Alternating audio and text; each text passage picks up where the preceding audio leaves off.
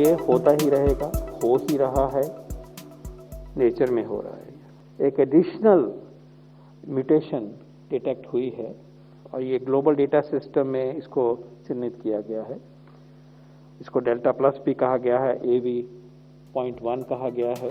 Corona virus के लगातार कम होते मामलों के बीच अब चिंता कोरोना की तीसरी लहर और इसके वेरिएंट को लेकर है। केंद्रीय स्वास्थ्य मंत्रालय की आज प्रेस कॉन्फ्रेंस हुई, जिसमें कोरोना वायरस के 2 नए वेरिएंट डेल्टा और डेल्टा प्लस को लेकर पूरी जानकारी दी गई। इस दौरान ये बताया गया कि ये दोनों वेरिएंट कैसे हैं। ये होता ही रहेगा, हो ही रहा है, नेचर में हो रहा है।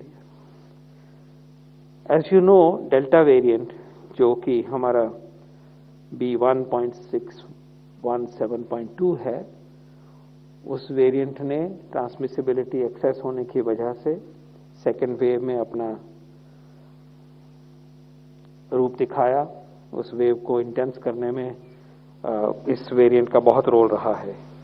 उसी से मिलता जुलता एक एडिशनल, उसी लाइन पे एक एडिशनल म्यूटेशन डिटेक्ट हुई है और ये ग्लोबल डेटा सिस्टम में इसको चिन्हित किया गया है।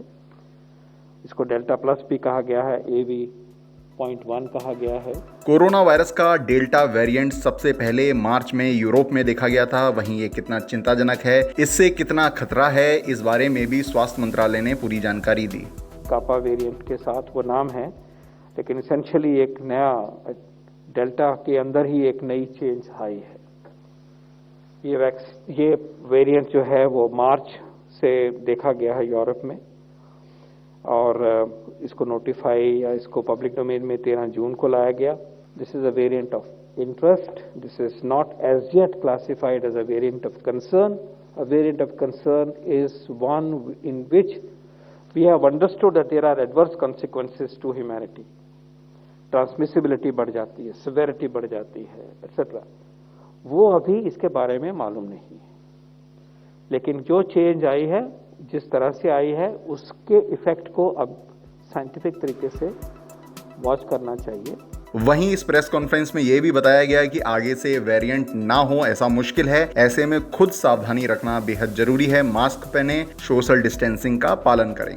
पब्लिक डोमेन में आया है कि इसकी वजह से जो मोनोक्लोनल एंटीबॉडी का यूसेज है उसको ये नलिफाई करता है किसी extent. So let's learn more about it. It is a matter of time. It is something which science should watch. Science will understand. But remember that there is no way that you can shoot these variants away.